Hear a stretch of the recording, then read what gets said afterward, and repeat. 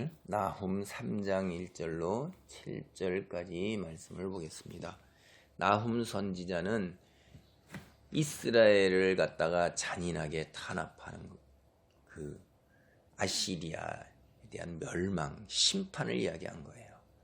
그래서 아시리아 수도 니느웨에 대한 멸망을 이제 얘기하는 것이 아시리아 멸망이고, 그 아시리아 멸망은 이제 뜻이 두 가지가 겹쳐 있는 거라고 제가 말씀드린 거죠. 하나님을 대항하고 하나님의 백성을 탄압하는 세상 세력에 대한 하나님의 심판이에요.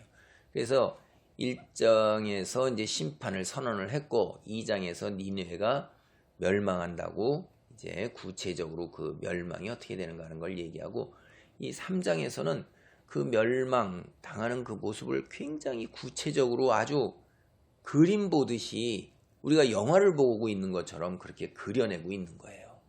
그래서 그 심판을 시작할 때 먼저 이렇게 시작합니다. 1절입니다. 화 있을진저. 이게 하나님의 심판을 얘기할 때 화 있을진저 이렇게 얘기하는 거예요.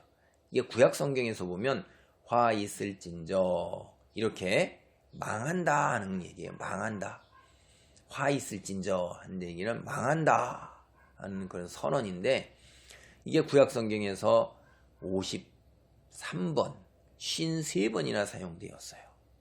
그런데 이게 하나님의 선지자들이 이제 그 멸망에 대한 선포를 할 때 이 말들을 41번이나 썼어요. 그리고 이제 그 하나님의 심판으로 슬픈 것을 표현한 장례식에서 부르는 노래를 이제 애가, 조가 이런 장례식 노래 있잖아요. 그런 노래에서 이제 먼저 이 노래로 시작할 때 8번이나 썼고요. 그다음에 이제 앞에서 이렇게 나머지 할 때도 또 썼고 그랬어요. 그래서 이게 심판이 41차례나 이렇게 심판에 대한 선포를 시작을 할 때 망했구나, 화 있구나 이렇게 시작을 하는 거예요. 피의 성이여 그 안에는 거짓이 가득하고 포악이 가득하며 탈취가 떠나지 아니하는도다. 이제 니느웨가 그 난공불락이요 그 물에 떠 있는 것 같은 물로 둘러싸여 있어서 그 폭이 기록에 의하면 거의 한 80여 미터가 된다고 그러니까 이게 엄청난 거죠. 건너갈 수가 없는 거예요. 그게 배로나 건너다니거나 이렇게 다리를 놔가지고 그 길 외에는 들어갈 수가 없는 건데, 그런데 그것이 멸망됐습니다. 그리고 그 안에는 얼마나 많은 사람이 죽는지 피가 흥건하게 차 있는 거예요. 그래서 그 피를 흘리는 성이라는 거예요. 건물마다 성벽마다 피를 흘려서 길거리가 피로 차 있는 거예요. 근데 그 안에 이 니느웨라는 세상에 200년 넘게 강국으로서 화려함으로써 인구가 얼마나 몰려들면서 세상에 취해 있겠어요. 물질이 풍요하죠. 그 속에 온갖 것이 다 있다 이 말이에요. 세상적으로 화려하고 사람들의 마음을 끄고 탐욕을 끄는데, 그런데 그런 것들이 다 거짓으로 이루어진 것이라는 거예요. 세상의 것들은 썩어질 것들이고 부패한 것들이고 지나가는 거예요. 그게 거짓, 그런 것들을 차지하기 위해서 포악이 가득한 거예요. 그리고 탈취해온 거예요. 200년 동안 주변 열방 민족으로부터 피눈물 나게 그를 빼앗아 오고 강압적으로 폭행, 힘, 무력, 군사력 말도 못하게 이들이 포악하고 잔인한 겁니다. 그러니까 그 성이 겉으로 보기에는 화려하고 부유하고 그 다음에 사람의 입을 쩍 벌리게 만드는 것이 사실 이면 속에는 거짓과 포악과 탈취라 이 말이에요. 그래서 이제 이 하나님께서 군대를 보내사 그들을 갖다가 무너뜨리고 멸망시키는데 허망하게 무너지는 거예요. 순간에 픽 쓰러지는 거예요. 그 무너지는 모습, 이게 문장이 그냥 단어들을 갖다가 낱말들을 탁탁탁 이렇게 던지듯이 놨습니다. 휙휙하는 채찍 소리, 윙윙하는 병거 바퀴 소리, 뛰는 말, 달리는 병거. 3절입니다. 충돌하는 기병, 번쩍이는 칼, 번개 같은 창, 죽임당한 자의 때 죽음의 큰 무더기 무수한 시체여 사람이 그 시체에 걸려 넘어지니. 여러분 이거 한번 생각을 해보세요. 이게 참 기가 막힌 거죠. 이게 이들이 성 안에 이 군인들이 빨간 옷을 입고 빨간 방패를 들고 번쩍이는 창을 가지고 병거로 마병으로 이렇게 들어온 군인들 채찍으로 무자백에 막 힘들죠. 그 다음에 병거가 얼마나 빨리 돌아가는지 바퀴가 돌아가면서 소리가 나는 거예요. 마치 자동차 바퀴가 돌아가면서. 그 다음에 곳곳 골목 거리마다 어떻게 돼요? 말들이 막 기병들이 타고 뛰어가죠. 병거가 막 달려가면죠. 그래서 기병이 너무 많으니까 기병끼리도 막 부딪히는 모습이 나오죠. 칼이 휘둘러서 여기서 멀리서 봐도 칼이 번쩍번쩍하죠. 창을 든 사람들, 이런 사람들이 번개같이 휘둘르죠. 그래서 죽은 사람들이 산더미처럼 길거리마다 다 널려 있는 거예요. 그게. 그래서 여기저기 넓은 곳에는 죽은 사람으로 가득 차서 막 도망가고 몰려가다가 거기서 한꺼번에 다 죽는 거 아니에요. 거기서.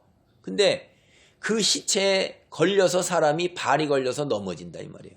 여러분 이거 영화 보는 것 같지 않으세요? 눈앞에 보이는 그 장면이 그냥 그대로 떠오르잖아요. 근데 이들이 이렇게 죽임을 당하는 것은 그들이 행한 그대로 받는 거예요. 여러분 기록에 의하면 이들이 남겨놓은 기록에 의하면 이들이 어떤 도시를 점령하고 기록을 남겨놨는데 폭풍우처럼 그 도시의 군대들을 죽였다 이 말이에요. 그리고 그들이 우리를 막기 위해서 파놓은 구덩이에 그들의 시체로 가득 채웠고 넓은 벌판도 그들의 시체로 다 덮어버렸다는 거예요. 그리고 양털에 빨간 물 들이듯이 산들을 그들의 피로 물들였다는 거예요. 얼마나 많이 죽여서 피가 흘렀으면 그래요. 그래서 나는 그들의 병거와 말을 빼앗고 그들 사는 곳 성읍 앞에다가 아주 죽여서 해골로 산더미를 만들어 놓았다. 그리고 나는 그들의 다른 도시들도 다 불태워버렸다. 이게 자기들이 남겨놓은 기록이에요. 왕이 남겨놓은 기록입니다. 그 다음에 다른 기록들에 의하면 이제 주변 많은 역사적인 기록에 의하면 이들이 얼마나 잔인한지 사람의 손도 자르고 발도 자르고 귀도 자르고 코도 자르었어요. 그리고 눈도 파내었어요. 이게 일반적으로 그냥 가기만 하면 그렇게 사람들에게 행하는 거예요. 그리고 사람의 목을 잘라가지고선 끈으로 매서 그거를 성 드나드는 문 이런 데다가 쌓아두고 그 다음에 막 가서 걸어두고 심지어는 살아있는 사람을 산채로 그냥 가죽을 벗기기도 했어요. 이들이 저지른 이 만행과 악행은 상상을 초월할 정도로 잔인하고 무자비한 겁니다. 인간이 아니에요 이게. 이거 우리가 2차 세계대전때도 독일이 유태인에게 행했을 때 이보다 더한 일도 이런 것 같은 일들을 그냥 행했잖아요. 사람에게 행할 수 없는 일들을 한 거예요. 이게 200년 넘게 이들이 이렇게 사람에게 잔인하고 포악하고 만행을 저지르고 비도덕적이니까 하나님께서 이들을 심판을 하신 것입니다. 그래서 그들이 행한 대로 하나님께서 이 아시리아에게 그대로 갚아주고 계시는 것입니다. 그래서 그들이 이제 엄청난 수모와 모욕과 조롱을 당하는 거예요. 그게 3장 4절로 7절입니다. 이는 마술에 능숙한 미모의 음녀가 많은 음행을 행함이라. 그가 그의 음행으로 여러 나라를 미혹하고 그의 마술로 여러 민족을 미혹하느니라. 보라 내가 네게 말하노니 만군의 여호와의 말씀에 내 치마를 걷어올려 내 얼굴에 이르게 하고 내 벌거벗은 것을 나라들에게 보이며 내 부끄러운 곳을 뭇 민족에게 보일 것이요. 내가 또 가증하고 더러운 것들을 내 위에 던져 능욕하여 너를 구경거리가 되게 하리니 그때 너를 보는 자가 다 내게서 도망하며 이르기를 니느웨가 황폐하였도다. 누가 그것을 위하여 애곡하며 내가 어디서 너를 위로할 자를 구하리요 하리라. 하나님의 심판을 받는 것은 이런 이 만행뿐만이 아니라 이 아시리아가 온 세상을 하나님으로부터 떠나게 하는 거예요.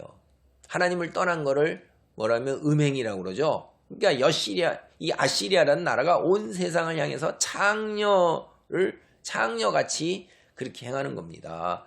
음행과 마술로 꿰어내서 이들을 하나님 자기들이 믿는 신을 강요하고 그 다음에 군사력과 권력을 없애어서 거짓을 행하고 거짓 언약을 맺어서 그것을 지키지도 않고 이런 것들 아시리아는 자기의 군사력과 힘과 능력을 굉장히 자부심을 갖고 그랬지만은 사실 하나님은 그거를 뭐라고 보셔요?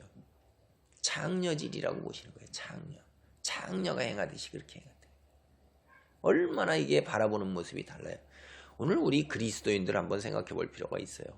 내가 하나님의 사람으로서 믿음을 가지고 살아간다고 생각하면서 생각하는 일을 하나님께서는 그렇게 안 보고 다른 생각으로 우리를 바라보시고 내 자신을 내세우는 거고 하나님의 이름을 빗대어서 내 업적을 쌓는 거라고 이야기할 수도 있다 이 말이에요. 자기 자신은 여러분 알 수 있을 거예요. 잘 살펴보세요.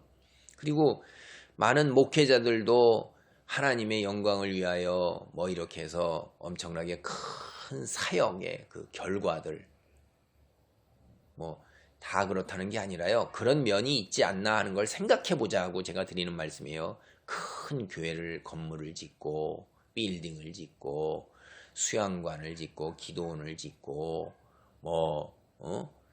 이런 많은 사람을 모아서 교인 수를 늘리고 버스를 운행하고 집회를 하고 이런 놀라운 일들을 행하는 것 굉장히 대단한 일들이죠. 혹시 염려스러워서 드리는 말씀이에요. 이 바벨론이 240여 년 동안 엄청난 강국으로서 굉장한 그 세상 사람들이 다 감탄할 정도로 놀라운 것들을 쌓았다 이 말이에요. 도서관도 그렇고 왕궁도 화려하고 많은 문명 뭐 이런 것들을 쌓아서 했는데 하나님은 그걸 창녀질이라고 그러시는 거예요.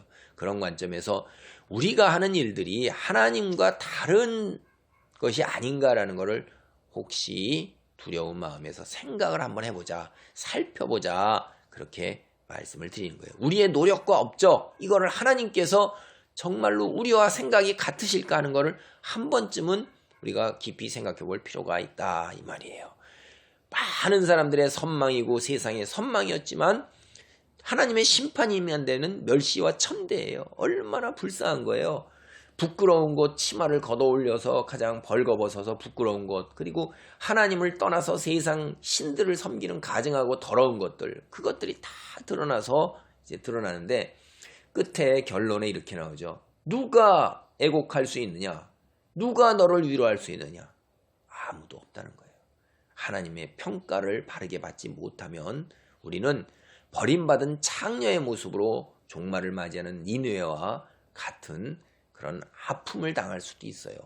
미리미리 살펴서 우리가 하나님 평가가 우리가 생각하는 것과 똑같은 자리 그런 은혜가 있기를 바랍니다. 아멘.